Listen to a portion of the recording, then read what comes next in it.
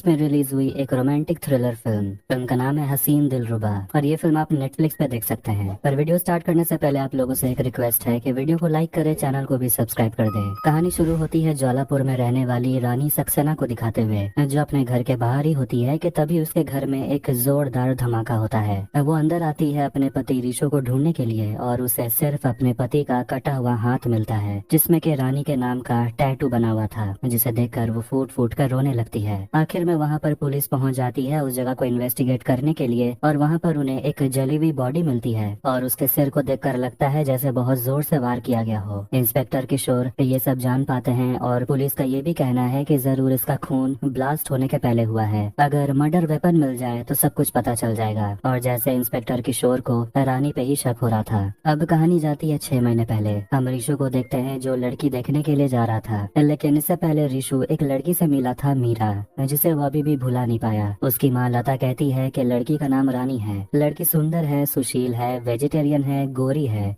Hindi literature में masters किया है उसने। खैर, अब रानी के घर पहुंचने के बाद रिशु की नजर रानी पे पड़ जाती है, जो खिड़की से उसे देख रही थी, और बस दोनों एक दूसरे को देखते ही रह जाते हैं। अब अंदर आकर परिवार वाले बातें करने लगते हैं और रानी को उसकी मासी बताती है कि लड़का इंजीनियर है ज्वालापुर इलेक्ट्रिसिटी बोर्ड में। कुछ समय के बाद रिशु अंदर आकर रानी से बात करता है और रानी उसे बता देती है कि वो फिलहाल ब्यूटी पार्लर में हेयर कटिंग का काम करती है और वो घर का काम संभाल लेती है। रिशु अपने हॉबीज के बारे में बता रहा है तो कहता है कि जब उसे छुट्टी मिलती है तो वो बस अपने पड़ोसियों का पंखा, फ्रिज ये सब ठीक करने में उसी का समय चला जाता है, क्योंकि वो इंजीनियर है। रानी कहती है अच्छा तो चलो मैं आपका टेस्ट लेती हूँ, यह पंखा बहुत दिन से खराब पड़ा हुआ है, इसे भी ठीक कर दो। जिसके बाद रिशु किचन का पंखा ठीक करने लगता है। तभी वहाँ पर लता आ जाती है और अपने बेटे को देख लेती है पंखा ठीक करते हुए। रिशु और उसका परिवार घर वापस आ जाता है तो लता अपने बेटे से कह रही होती है कि रानी को भूल जा, उससे शादी की जिद मत कर। लेकिन रिशु को रानी पसंद आ गई थी और लता कहती है कि मैं अपनी जान दे दूंगी अगर तूने उससे शादी की तो।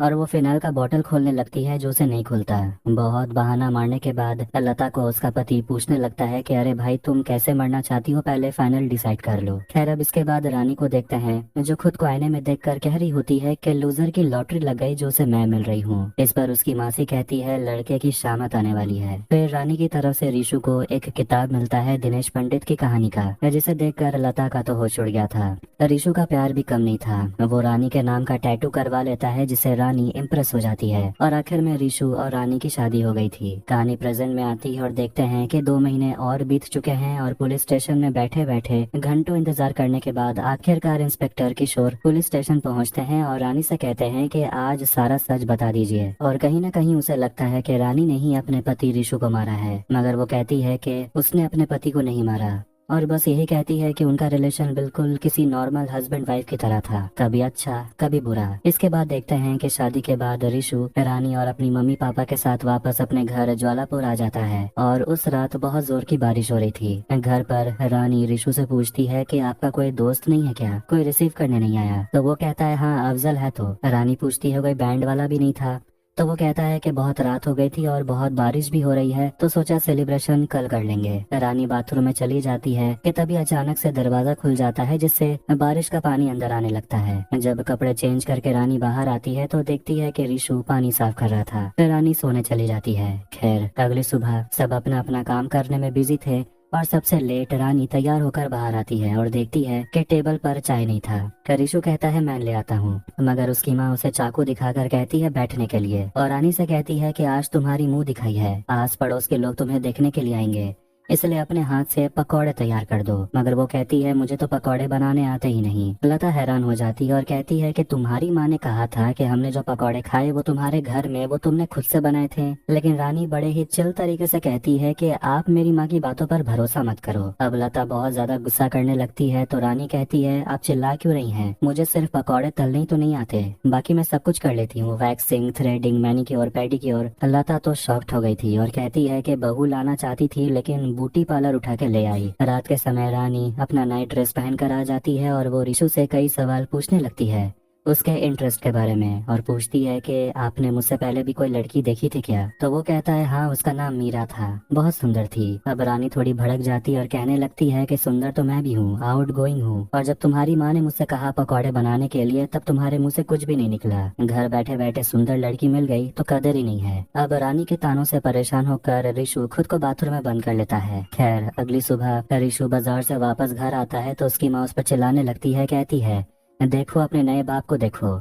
देखते हैं कि टाइम पास करने के लिए रानी अपने ससुर जी के बाल रंग देती है, जिससे लता काफी गुस्से में थी। इसलिए रात के समय अफजल रिशु को समझाता है कि अपनी पत्नी को ट्रेन करने का समय आ गया है। उसे समझाओ कि टाइम टेबल होता क्या है, टाइम टेबल फॉलो करना चाहिए, खुद को भी थोड़ा स्ट्रांग रखा करो। रानी को भी उसकी मासी और उसकी माँ समझाती है कि तू अभी उस घर में नई नई गई है, रानी बन के रहे, और अगर रिशु को लाइन पर लाना है तो उसे थोड़ा रिझा। इसलिए अगले दिन से रानी अपना पल्लू गिरा गिरा के उसे रिझाने की कोशिश करती है, लेकिन ये सब कुछ लता भी नोटिस कर रही थी। और एक दिन बस बहुत हो गया था, इसलिए लता रानी से कह देती है कि रात में सांप सीढ़ी खेलते हो क्या, जो सुबह सुबह पल्लू गिराना पड़ रहा है। अफजल फिर से रिशु को समझाने लगता है कि तुझे बिस्तर पर राजा बनना है अपनी रानी का। और रिशु अपने पापा से भी कहता है कि आप ये बाल रंगवाना बंद करिए, अमावस की रात लग रहे हो आप। अब इसके बाद रात में रिशु शेर बनने की प्रैक्टिस करता है, लेकिन वो सो जाता है। फिर रानी आती है और वही पहल करती है। इसके बाद दोनों इंटीमेट होने की कोशिश करते हैं, लेकिन उनके बीच कुछ भी नहीं होता। फिर दोनों सो जाते हैं। अगली सुबह रानी को उसकी मासी कॉल करती है और रानी कह देती है कि उसके और रिशु के बीच कुछ भी नहीं होने वाला, वो तो ज्वालापुर में फंस गई है।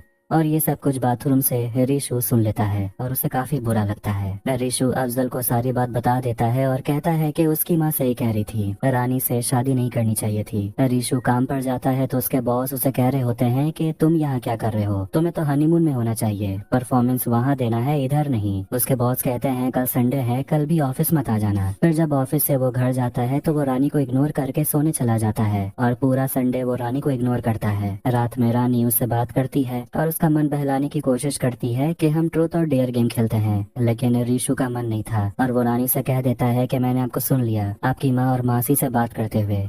रानी बताने लगती है कि उसे कैसा लड़का चाहिए था, पर रिशु उसे कहता है कि इतने सारे क्वालिटीज तो एक लड़के में कभी नहीं मिलेंगे। वो कहता है कि वो काम के बाद एमबीए क्लासेस ज्वाइन करने वाला है। फिर वो बाथरूम में चला जाता है। प्रेजेंट में रानी इंस्पेक्टर को बताती है कि उसके बाद से ही दोनों के बीच में दूरियां आने लगी। दोनों एक दूसरे को बहुत ही कम वक्त दे रहे थे और एक रात रानी घर से बाहर निकलती है रिशु से मिलने के लिए और वो रिशु को देखती है एक लड़की से बात करते हुए उसके कोचिंग में। तब वो रिशु से जाकर मिलती है और उस पर गुस्सा करने लगती है कि लगता है पढ़ाई बहुत ही अच्छी चल रही है। अब अपना फ्रस्ट्रेशन वही निकाल देती है और उस लड़की से कहती है कि हमारी शादी को 1 महीना हुआ है, लेकिन हमारे बीच कुछ भी नहीं हुआ। घर आकर वो अपनी माँ को बताती है कि वो घर आना चाहती है, मगर उसकी माँ कहती है इतनी जल्दी घर आना सही नहीं होगा, और वैसे भी मुझे भी तेरे मामा के घर जाना है। रिशु आ जाता है वापस और वो किचन में खाना खाने लगता है। रानी उसे जाकर पूछती है तो हम हनीमून के लिए कब गोवा जाने वाले हैं। रिशु उसके सामने ही गोवा जाने के टिकट फाड़ देता है और उनके बीच झगड़ा होता है। अब कुछ दिन के बाद रिशु के घर में रिशु की माँ लता के बहनोई का भांजा आता है जिसका नाम है नील, और एक तरह से देखा जाए तो वो रिशु का मौसेरा भाई हुआ। वो ज्वालापुर आया हुआ था कुछ दिन घर में रहने के लिए और रानी उसे मिलने के लिए बाहर आती है और नील टूरिस्ट को राफ्टिंग करना सिखाता है। खैर रात के समय रानी अपने ससुर जी के बाल काट रही होती है, जिसे देखकर लता को काफी परेशानी हो रही थी क्योंकि वो अपने पति को ऐसे देख नहीं पाती। ज्यादा समय नहीं गुजरा था कि रानी और नील में बातें शुरू हो जाती है। दोनों शायद एक दूसरे को पसंद भी करने लगे थे और एक दिन जब रिशु ऑफिस जाने वाला था तब एक बहुत ही अजीब चीज होती है। रानी किचन में आती है और पहली बार वो चाय बनाने वाली थी, लेकिन उसे पता ही नहीं था चाय पत्ती कहाँ है, शक्कर कहाँ है, कितनी पत्ती डालते हैं, कितने शक्कर डालते हैं। इसीलिए रिशु उसकी मदद करता है चाय बनाने में। फिर वो काम पर चला जाता है और वो वही चाय नील को जाकर देती है। फिर दोनों बातें करने लगते हैं, जिसके बाद रानी खाना बनाने की कोशिश करती है, जिससे लता भी खुश थी और रिशु हैरान। फिर एक दिन नील रानी और रिशु को ले जाता है रिवर राफ्टिंग के लिए। फिर एक दिन जब रानी किचन में आटा गूंद रही होती है तो नील वहाँ पर आकर उसके बाल को पीछे कर देता है, जिससे रानी को परेशानी ना हो। लेकिन वो हैरान हो गई थी कि नील ने उसे छुआ कैसे।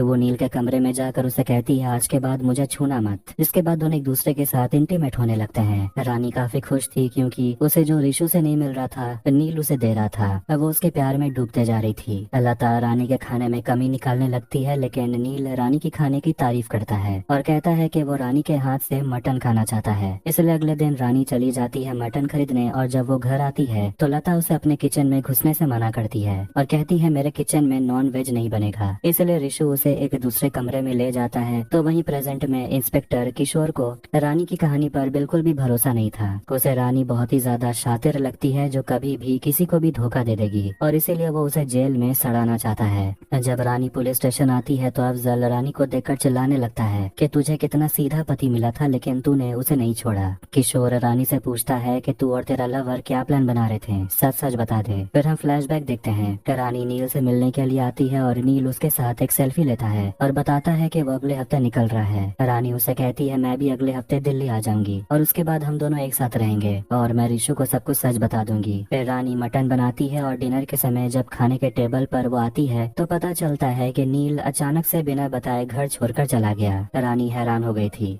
और उसे यकीन नहीं हो रहा था कि जिससे वो प्यार करने लगी थी वो इस तरह उसे छोड़कर चला गया। अब ऑफिस के बाद ऋषु घर वापस आता है तो दोनों खाना खाने बैठते हैं और ऋषु उसे कहने लगता है कि आप बहुत कोशिश कर रही हैं, अच्छा लग रहा है देखकर, आप इतनी सुंदर हो, मैं तो नर्वस हो जाता हूँ। अब वो मटन खाता है और उसे काफी पसंद भी आता है और रानी बताती है कि मैंने मटन नील के लिए बनाया था, मैं उसे प्यार करने लगी थी और उसके साथ रहना चाहती थी मगर वो धोखा देकर भाग गया। ऋषु हैरान हो गया था और वो बस बिना कुछ कहे खाना खाते रहता है। इंस्पेक्टर किशोर ये कहानी सुनकर कहते हैं कि कहानी बहुत अच्छी है आपकी, अब सच बताओ कि तुम और तुम्हारे लवर मिलकर क्या प्लान कर रहे थे, क्या तुम लोगों ने ऋषु को मारा? मगर रानी कहती है नहीं, क्योंकि अगर नील से नहीं मिली होती तो शायद मैं असली ऋषु से नहीं मिलती। इसके बाद हम ऋषु को देखते हैं जो नील से मिलने के लिए पहुंच जाता है और स्क्रू ड्राइवर से उसे मारने के लिए दौड़ता है। दोनों के बीच हाथापाई भी होती है लेकिन नील ज्यादा ताकतवर था और वो ऋषु को हरा देता है। ऋषु गुस्से में था और वो वहीं पर बैठा हुआ था, इसीलिए वो नील से बात करता है और अपनी गलती मानता है कि वो रानी के करीब आ गया था और वो ऋषु से ही कहने लगता है कि अगर तूने अपनी पत्नी को सेटिस्फाई किया होता तो शायद ये सब कुछ देखना नहीं पड़ता।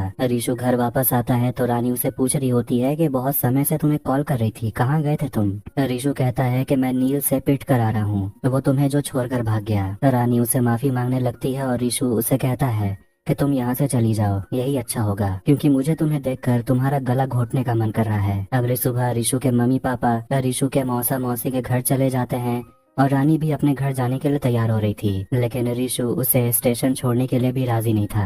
अब वो घर के बाहर आती है रिक्शा पकड़ने के लिए, लेकिन तभी कुछ लड़के वहाँ पर आ जाते हैं और रानी से कहने लगते हैं कि भाभी आप भी जा रही हैं, नील भी चला गया, उसी के लिए घर छोड़ रही हैं क्या? फिर ऋषु बाहर आ जाता है और रानी से कहता है अंदर जाओ। फिर वो रिक्शा रोकता है और सूटकेस अंदर डालने लगता है और ये देखकर रानी को बुरा लग रहा था कि गलत उसने किया और पूरी दुनिया से ऋषु लड़ रहा है, वो भी सिर्फ उसके लिए। इसलिए वो ऋषु से कहती है सूटकेस उतार दो, मैं नहीं जाने वाली। रात में जब रानी सो रही होती है तो बड़े ही अजीब तरीके से ऋषु सिगरेट पीते हुए रानी को देख रहा था, जैसे कि वो उसे बदला लेने के बारे में सोच रहा था। अगली सुबह जैसे ही रानी सीढ़ी से नीचे उतरती है तो वो एकदम से स्लिप करके गिर जाती है। उसे चोट लग गई थी और उसके नाक से खून भी बह रहा था लेकिन ऋषु उसकी मदद करने की सोचता भी नहीं, वो तो मस्त अपने गाड़ी को पहुँचने में लगा हुआ था और रानी से कहता है अंदर जाओ, फर्स्ट एड लगा लो। वो अंदर जाकर देखती है कि वहाँ पर पेपर सोप लगा हुआ था जो सीढ़ी पर भी गिरा हुआ था, जिससे वो फिसल कर गिर गई। अब ऐसे ही ऋषु अपना बदला निकालने के लिए रानी को तड़पाते रहता है और ऋषु के इसी चेहरे से रानी को प्यार हो गया था। रानी इंस्पेक्टर को बताते हुए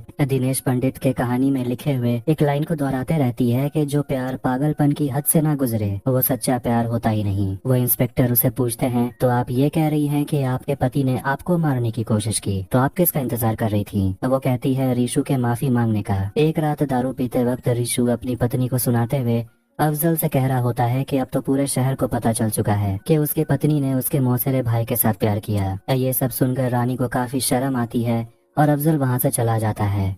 रानी अपनी जान देने की कोशिश करती है और ऋषु ये सब कुछ देखकर वो उठता है और अचानक से उसे धक्का देता है, लेकिन वो उसे पकड़ लेता है। रानी एकदम से डर गई थी। ऋषु से कहता है मैंने कहा था तुम चली जाओ, मैं तुम्हें नहीं रोकूंगा। रानी उसे माफी मांगने लगती है और कहती है कि तुम अच्छे इंसान हो। वो एक दूसरे को गले लगाते हैं और कबूल करते हैं कि वो एक दूसरे से प्यार करते हैं और गले लगकर रोने लगते हैं। खैर अब इसके बाद से उनकी लाइफ परफेक्ट हो जाती है। तो लता भी रानी को पसंद करने लगी थी और रानी अपनी सासू माँ को दिनेश पंडित वाला एडल्ट कहानी पढ़कर सुनाती रहती है। खैर अब एक दिन रिशु और रानी घूमने के लिए गए होते हैं और उन्हें रास्ते में नील दिख जाता है, जो भी एक लड़की के साथ घूम रहा था। नील को देखकर रानी आग बबूला हो जाती है और उसके गाड़ी के आईने को तोड़ देती है, जिस वजह से उसके हाथ में भी कट आ गया था। नील वापस आता है लड़की को छोड़कर और कहता है कि पीछे की सीट खाली है, अगर रानी को बैठना है तो बैठ सकती है। रिशु को बहुत गुस्सा आता है और वो अपनी गाड़ी से नील का पीछा करता है, वो भी बिल्कुल फुल स्पीड में, जिससे रानी भी डर गई थी। लेकिन आखिर में नील बच के भाग निकलता है। रानी अपने हाथ को धोती है और वहाँ पर दोनों एक दूसरे के साथ इंटीमेट होने लगते हैं। प्रेजेंट में पुलिस पहुँच जाती है रिशु के घर के सामने और रानी भी वहीं पर होती है। इंस्पेक्टर कह रहा होता है कि पड़ोसी ने बताया धमाके वाले दिन नील 2:30 बजे आया था और उसके 15 मिनट बाद रिशु अंदर गया। कुछ समय के बाद रानी बाहर आई और एक लड़की मुन्नी से वो कहती है रिशु भैया से कहने दरवाजा बंद कर लेने के लिए, लेकिन मुन्नी ने बयान दिया कि दरवाजा नील ने बंद किया था। पुलिस एक रिक्शा वाले से बात करता है जो उस दिन रानी को बाजार लेकर गया था। पुलिस को लगता है कि शायद रानी बाहर गई थी मर्डर वेपन छुपाने के लिए। पुलिस को एक सीसीटीवी फुटेज मिलता है जिससे पता चलता है कि नील पानी में कूद के भाग निकला। अब इस केस को सॉल्व होने में बहुत समय लग रहा था, इसलिए किशोर के सीनियर उसे कहते हैं कि अगर 2 दिन में ये केस सॉल्व नहीं हुआ तो तुम यहाँ से निकल जाना। प्रेशर बहुत ज्यादा था, इसलिए रानी को फुटेज दिखाता है और वो देखती है कि नील पानी के जरिए भाग गया था। किशोर पूछता है कि नील कहाँ है। रानी कहती है उसे नहीं पता, इसलिए उसे लॉकअप में बंद करके बहुत पीटा जाता है, लेकिन फिर भी उसके मुंह से कुछ नहीं निकलता। अगले दिन उसका लाई डिटेक्टर टेस्ट होता है, लेकिन उससे पहले वो बाथरूम में जाती है और अपने जूते में एक कील लगा लेती है। लाई डिटेक्टर टेस्ट के समय वो बताने लगती है कि धमाके वाले दिन रिशु के मम्मी पापा बरेली गए हुए थे किसी रिश्तेदार की शादी में। रिशु बाजार चला गया था, लेकिन वो जल्दी घर आ गया था और घर में नील था जो रानी से बात कर रहा था। रानी नील पर बहुत गुस्सा थी और उसे कहती है कि तुम यहाँ से चले जाओ। ऋषि रानी से कहता है तुम बाहर जाओ, हम दोनों भाई आपस में बात करेंगे। रानी बाहर चली जाती है मटन खरीदने। फिर जब वो घर वापस लौटती है तो वो कुत्तों को मटन खिलाने लगती है और तभी घर में एक जोरदार धमाका होता है। वो अंदर आती है तो वहाँ पर रिशु का कटा हुआ हाथ था। रिपोर्ट में ये सामने आता है कि रानी का हार्ट बीट बहुत ज्यादा बढ़ा हुआ था, नॉर्मल क्वेश्चंस में भी, और ये उसी जूते में लगे कील के वजह से था, जिससे उसे दर्द हो रहा था और इस वजह से कुछ भी रिपोर्ट में सही नहीं आया। एक्सपर्ट भी कंफ्यूज थे। तभी वो देखता है कि रानी ठीक से चल नहीं पा रही थी और जब उसका जूता चेक किया जाता है तो उसमें कील लगा हुआ था और इसीलिए उस दर्द के वजह से रिपोर्ट सही नहीं आया। अब दोबारा से टेस्ट किया जाता है और उसे पूछा जाता है क्या रानी ने अपने पति का मर्डर किया, तो वो कहती है नहीं, जो जवाब सही भी होता है। इंस्पेक्टर किशोर काफी गुस्सा होता है और उसके सीनियर उसे कहते हैं कि अब रानी को छोड़ दो, दूसरे केस पर ध्यान दो। इसीलिए वो रानी को जाने देता है। अब 5 साल गुजर जाते हैं और इंस्पेक्टर किशोर का ट्रांसफर हो जाता है। वो अपने परिवार के साथ स्टेशन पर खड़ा था कि तभी वहाँ पर उसे दिनेश पंडित का किताब दिखता है जिसके बारे में रानी अक्सर बातें करती थी और इसीलिए वो ट्रेन में उस किताब को पढ़ते रहता है। फिर जाते हैं फ्लैशबैक में। जब रिशु बाजार से घर वापस आता है तो देखता है कि नील और रानी बातें कर रहे थे। रानी उसे कहती है निकल जाने के लिए।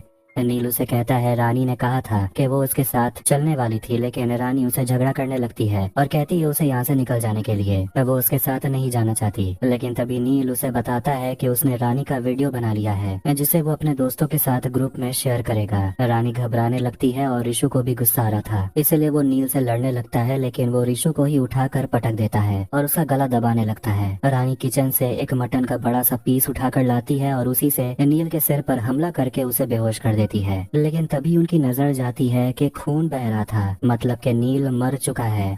दोनों हैरान हो गए थे क्योंकि वो नील को मारना नहीं चाहते थे। रिशु रानी से कहता है तुम जेल नहीं जाओगी, बहुत समय के बाद हम दोनों के बीच सब कुछ ठीक हुआ है और मुझे भी तुम्हारे साथ रहना है। वो बॉडी को किचन में लाते हैं और रिशु कहता है कि उसने दिनेश पंडित वाला किताब पढ़ा है और इसीलिए वो जो कह रहा है वो रानी को करना पड़ेगा। जिसके बाद वो रानी को कहता है बर्फ केरोसिन लाने के लिए और वो नील को अपना शर्ट पहना देता है। फिर वो नील का एक हाथ काट देता है। फिर वो रानी से कहता है उसका हाथ काटने के लिए। रानी तैयार नहीं थी, लेकिन रिशु से कहता है कि अगर दोनों को साथ रहना है तो यह करना होगा। रानी की हिम्मत नहीं होती, इसलिए रिशु खुद अपना हाथ काट लेता है। इसमें उसने रानी के नाम का टैटू बनाया था। इतना खून देखकर रिशु बेहोश होने लगता है, लेकिन रानी उसे संभालती है और उसके हाथ को कवर करती है और उसे नील वाला जैकेट पहनाती है। फिर वो फर्श पर जितना भी खून लगा हुआ था सब कुछ पोंछती है और दोनों एक दूसरे को गले लगाते हैं और उसके बाद रानी घर से बाहर निकलती है बाजार जाने के लिए। अब वो रिक्शा रोकती है और बाहर खड़ी एक लड़की मुन्नी से कहती है रिशु भैया से कहना दरवाजा बंद कर लेने के लिए, लेकिन रिशु नील का जैकेट पहना हुआ था इसलिए मुन्नी को लगा कि नील ने दरवाजा बंद किया है। वो बच्चों से कहती है यहाँ से हट जाने के लिए। रानी बाजार जाती है मटन खरीदने, और जब वो मटन कटवा रही थी तो वो घर वाला पीस भी लेकर आती है जिससे वो नील पर हमला की थी, और वो उसके भी पीस करवाती है। रिशु दिनेश पंडित वाला किताब जला देता है क्योंकि उसी किताब की जैसी कहानी थी उसने वैसा ही किया, इसलिए उसे किताब जलाना पड़ता है। फिर वो छत के रास्ते भागने लगता है और रानी मटन के पीस कुत्तों को खिलाने लगती है। रिशु नदी के पास पहुंच जाता है, लेकिन वो ब्रिज के ऊपर पुलिस को खड़ा हुआ देखता है। बुक जल रहा था और गैस भी ऑन था, इसलिए एक जोरदार धमाका होता है और उसी वक्त रिशु पानी में कूद जाता है नील का जैकेट पहने हुए। धमाके की वजह से पुलिस का ध्यान रिशु पर नहीं जाता और वो बच के निकल जाता है। रानी घर के अंदर आती है और रिशु के कटे हुए हाथ को देखती है। दूसरी तरफ रिशु पानी में ही समा जाता है क्योंकि उसका बहुत खून बह गया था, और दिनेश पंडित के कहानी में भी हीरो का यही हाल हुआ था, वो पानी में डूब गया था। कहानी पढ़ के इंस्पेक्टर किशोर हंसने लगते हैं और कहते हैं कि पति ने लवर के साथ अपने बॉडी को रिप्लेस करके कैसे केस को घुमा दिया, और वो अपनी पत्नी से कहता है कि पति ने अपना हाथ काट कर डेड बॉडी पर रख दिया अपनी पत्नी को बचाने के लिए। और उसकी पत्नी कहती है आजकल कौन प्यार में ऐसे करता है, आप तो हमारे लिए एक नाखून भी ना कटवाएं। फिर हम देखते हैं कि रिशु मरा नहीं था, वो पानी से बाहर निकल आया था और वो स्टेशन पर रानी से मिलता है जो भी उसे देखकर हैरान थी। और इसी के साथ हसीन दिलरुबा मूवी यहीं पर एंड हो जाती है। तो आपको ये वीडियो कैसा लगा कमेंट करके जरूर बताएं। वीडियो पसंद आया तो वीडियो को भी लाइक कर दे, चैनल को भी सब्सक्राइब कर दे। मिलते हैं नेक्स्ट वीडियो में। टेक